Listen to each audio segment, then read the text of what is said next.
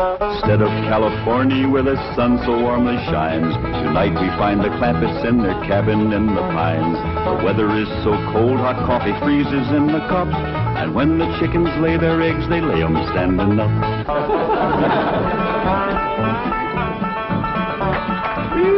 Doggy's gonna be a cold one tonight. Somebody better get ready to fry that sun up in the morning to get it started. Yeah, sure we'll be glad to get back to that nice warm mansion in Beverly Hills. It ain't no fun sleeping on this cold, hard floor. That's a fact. You think that's bad? You ought to try sharing a room with that wild daughter of yours. Well, leastways, you got a bed. That ain't a bed. That's a nest, a roost, and a den and a hutch all in one. Is them animal friends of Ellie's still coming in at night, Granny? Everything that can get through the window. Why don't you shut the window? Because I can't sleep without fresh air. Especially with that third party in bed with us. What third party? Ellie, can you come out here and bring your friend with you? Yeah, Granny. Don't you worry about it, Granny. I'll chuck it out. Whatever it is, you got to get your sleep. Did you ask, Granny? Your pa wants that polecat. Give it to him. Now, wait a minute. Don't point that thing at me. You don't want to get drove outdoors on a night like this. Well, don't you want him, Pa? I just want to say that Granny'd appreciate it if you'd have this little fella sleep with his own family. All right, I'll go get the others in. Oh, no, outdoors with his family. Otherwise, when we go to California, they might not take him back in. And if a skunk ain't welcome with his own family, he just about ain't got nobody to turn to. All right, I'll put him out the window. Uncle Jed, why can't we go back to Beverly Hills right away? Reckon we can tell him the truth, Granny? I reckon he's big enough. Well, you see, we promised your ma we'd stay here and help her till she gets herself married to Mr. Brewster. Well, how long will that take? Well, it hadn't ought to take long. She's got him boarding in your room now where she can get at him. Pearl told me tonight's the night. She's gonna feed him into a stupor, then set him in the parlor and sing to him until he proposes. That's a powerful combination. Pearl's cooking and singing. Yeah. If he can get got, Pearl will get him. Ain't that a precious picture? Niagara Falls, where the honeymooners go. Understand they're having special winter rates there now. I think I'd better turn in. I've got to get up awfully early. No. You sit down and relax. Jeffrey and me's got a special surprise for you. It isn't food, is it? Food for the soul and the spirit. Music. What would you like to hear? Oh, anything you'd like to sing. Well, I'll just pick out something at random. Let's try this, Jeffrey.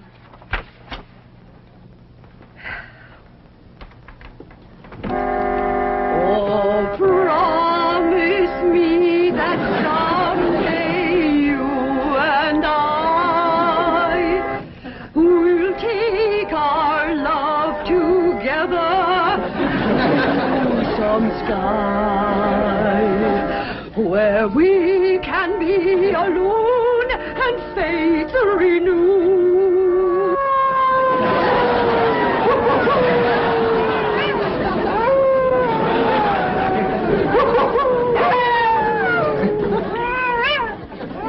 Uncle Jed. Uncle Jed. What's got them wolves so stirred up tonight? Oh, but something sure is setting them off. Hey, Lane, can't sleep a wink. Go to the right, Granny. Go to the left, Granny. Boom. Them wolves keeping you awake too, Granny? He sure is. Howling goes right through you. It ain't their hollering that's getting me. It's their snoring.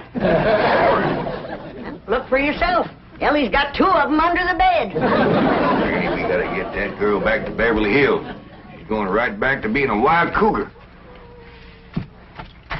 What y'all all doing out here? Trying to keep warm. Sure is cold in there without you, Granny. Mind if I join you? I reckon so, if you don't mind a little human company for a change. Uncle Jed, we just got to get ourselves back to Beverly Hills. We will, Jethro, as soon as your ma gets proper hitched to Mr. Brewster. Bless you. Oh, Pearl, give it all you got tonight. Oh, we's all gonna be down with pneumonia. Just a song at twilight when the lights are low and the flickering shadows softly come and go.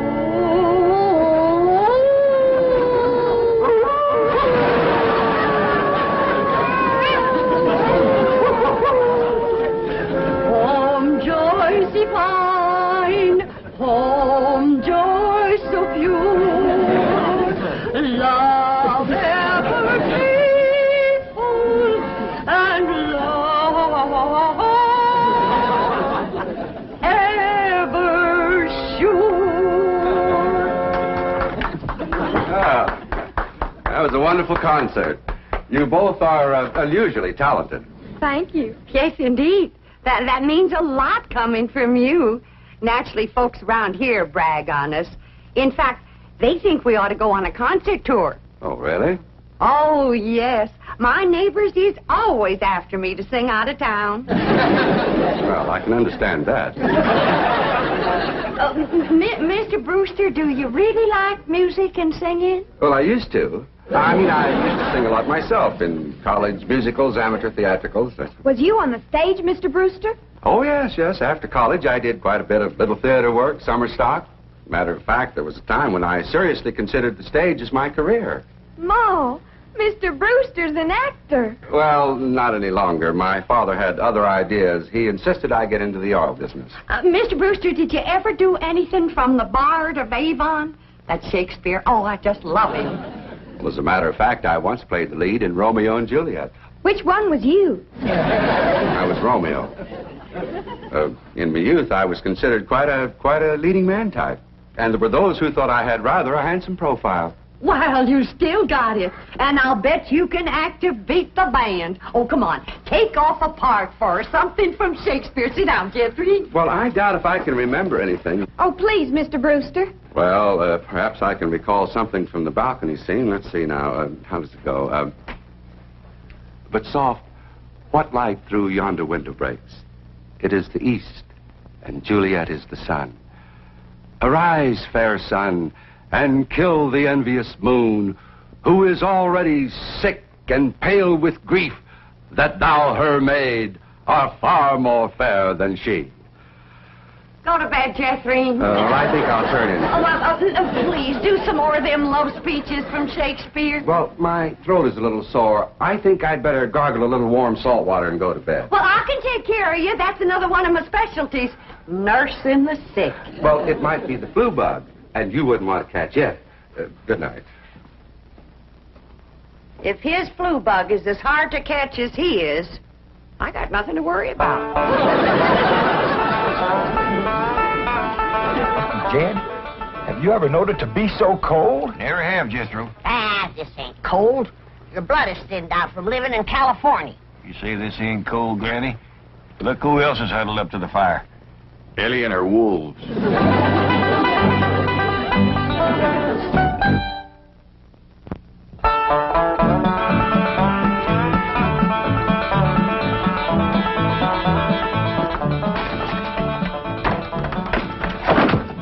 Still cold this morning, Granny.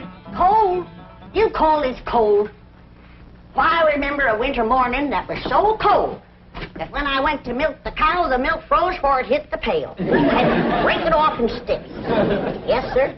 I carried a double armful of milk in and never spilt a stick. Gee, Granny, how'd you drink it? Bite on it? Nope. But you did. You're in a right good mood this morning. Jeff, I got a feeling in my bones that Pearl got him last night. Oh, I seen Mr. Brewster's car coming down the road, and Aunt Pearl's with him. I told him, my bones is never wrong.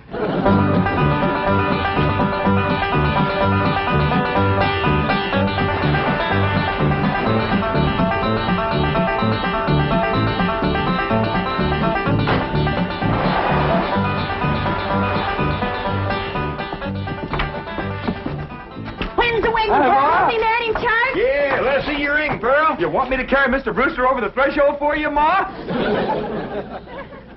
She don't look too happy. She don't sound too happy neither. Oh, all women folk cry when they're about to get married.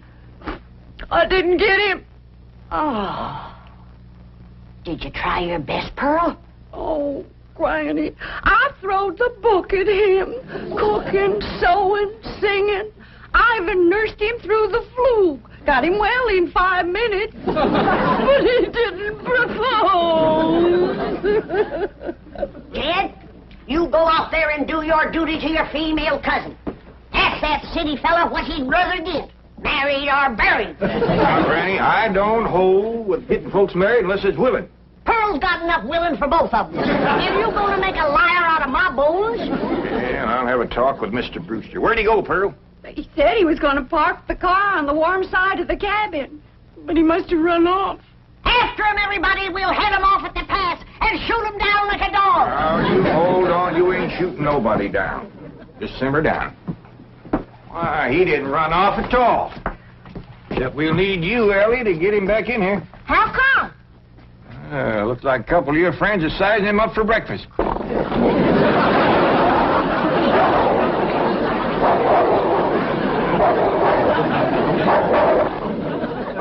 in all sincerity, Mr. Clampett, your cousin Pearl is a very remarkable woman. It's just that, well, I don't want to get married. Oh, I understand that, Mr. Brewster, and I thank you for speaking the truth like a man, but my cousin Pearl has got herself a problem.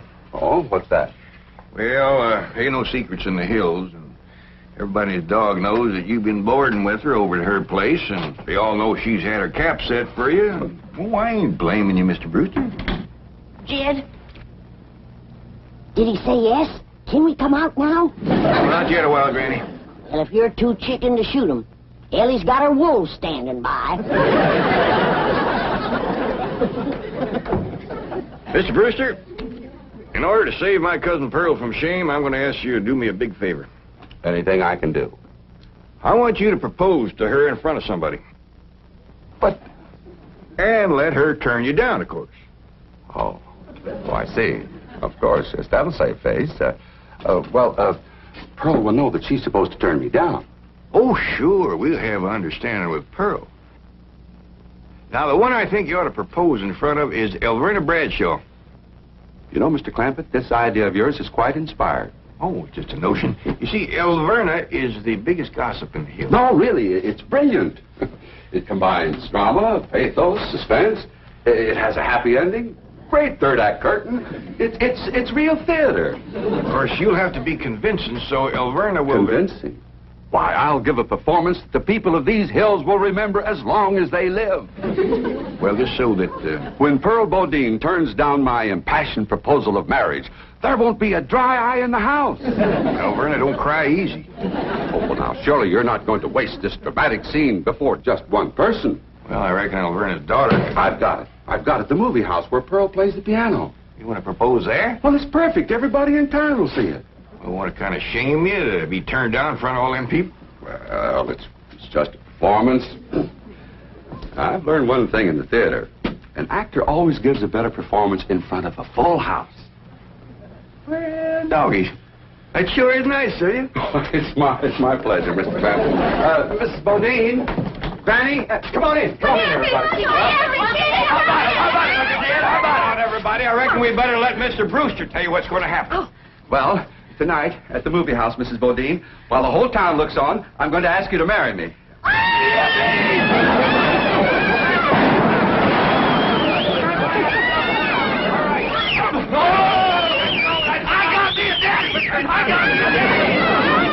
This calls for a whopping big snort. Now, will y'all quieten down, everybody, until you hear the rest of the story. Now, Pearl, when Mr. Brewster asks you to marry him, you're going to say no. Not unless I'm as drunk as you are.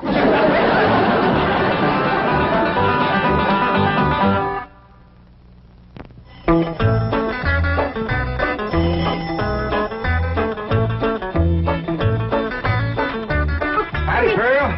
Evening, Pearl. Evening, Pearl. Jethro and I want to head down to the theater to get a fire going in the stove. Where's Jethro, Aunt Pearl? Why, she's in her room getting dressed. Go on in and see her. Granny, what happened to your mink coat? This is it. tonight's kind of special, so I'm wearing the pretty side out. You sure got your pretty side out tonight, Pearl? Oh, I tell you, Jed, I'm as nervous as if I was going to get a real honest-to-goodness proposal. And it would be real if your cousin Jed would do his duty and hold a shotgun on that fella, Brewster. Now, ladies, let's settle for what we got. This way, Pearl can come to California without nobody saying she left town in disgrace. Good evening. Good evening. Ain't you dressed up? That boiled shirt makes your face look kind of dark. Well, as a matter of fact, I'm wearing a little theatrical makeup. Mrs. Bodine, how would you like some pancake on your face? How'd you like some sweet potato pie on yours? Fetch me some hot possum grease, Pearl, and I'll fling it on her. Now, ladies, you misunderstood me. Pancake is a type of makeup we use in the theater. An actor, like myself, would feel positively undressed without it. I thought you was oil man. Well, that's my business. But at heart, I shall always be an actor. Say now, speaking of acting, you two got it figured out what you want to say? Oh, yeah, we rehearsed 12 times. Mr. Brewster will be sitting on the front row, and when the picture's over, he'll jump up and he's... Excuse me. I've been thinking about that. I believe it would be more effective if I made an entrance. Entrance? Yes, I'll come down the aisle. Oh, all right. And then Mr. Brewster's going to say, Mrs. Bodine, don't go to California with your cousin Jed. Stay here and be my wife. I've been thinking about that, too. After a big entrance down the aisle, that's going to seem like a pretty flat opening speech. Well, you just say what you want to say. All I got to say is, no, I won't marry you. If that's Homer Winch, I'm going to hit him right in the head.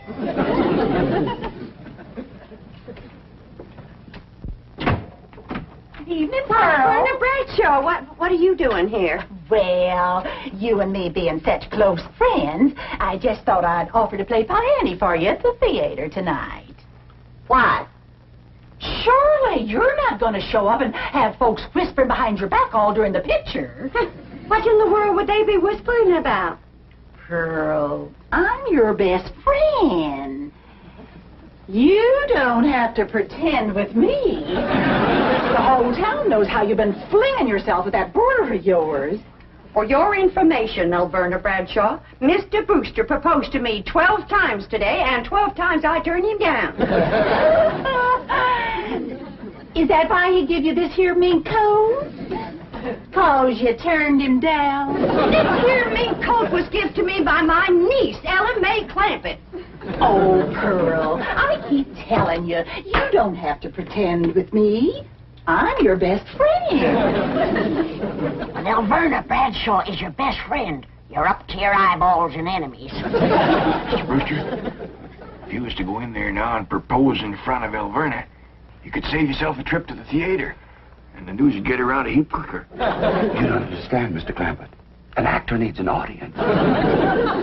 Alverna, if you don't mind, I'd like you to get out of my coat and out of my house. I'm going to be late for the theater. Pearl, take your best friend's advice and sneak out of town quietly. You can depend on me to smooth everything over.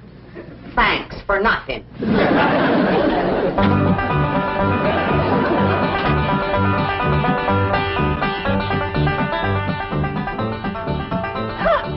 Farewell performance is right. I reckon she'll sneak out of town in a hurry if she ain't already snuck. Mind you, Pearl's my best friend, and I ain't one to talk, but...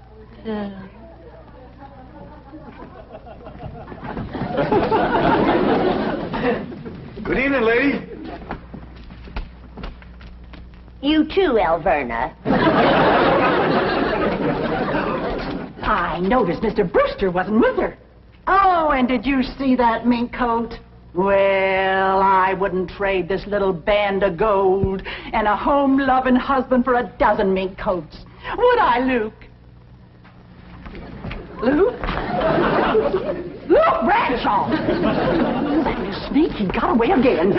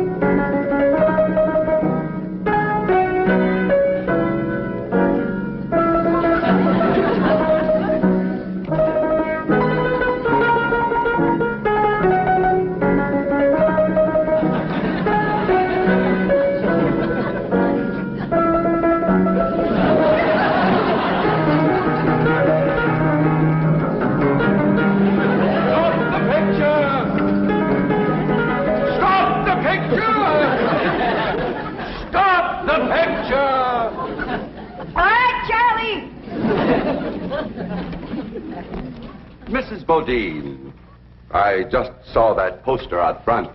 Farewell performance. Does that mean you are leaving? Oh, yes, Mr. Brewster.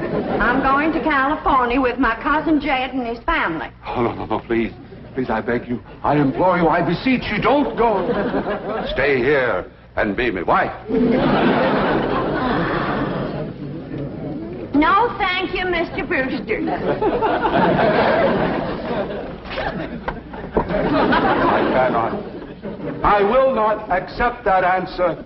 For I love you, Pearl Bodine. I love you with all my heart. With all my soul, I love you as no man has ever loved woman before. He's better than Francis X. Bushman. Be mine. Pearl, be mine. Come back here, Mr. Brewster. No, Mr. Brewster, my answer is no. Then your life has come to an end. For what is life without love? If I was him, I'd let it go at that. Without Pearl Bodine, there is no love. Oh, me darling, oh, me precious. Say those words that will make me the happiest of men. I'm behind you. My answer is still no. Better quit while you're ahead, Mr. Brewster. Oh, how those words stab into me heart like cold steel. And only you, Pearl Bodine, can heal the mortal wound. Oh, moon of me desire, marry me, Pearl. No. I promise you a life of happiness, No? a life of luxury. No. Oh, me darling, look into me tear-stained eyes. Look into the tortured face of your love slave. Free me with that one divine word. Say yes. Say yes, and together we will enter a paradise of love everlasting. Yes, I'll marry you.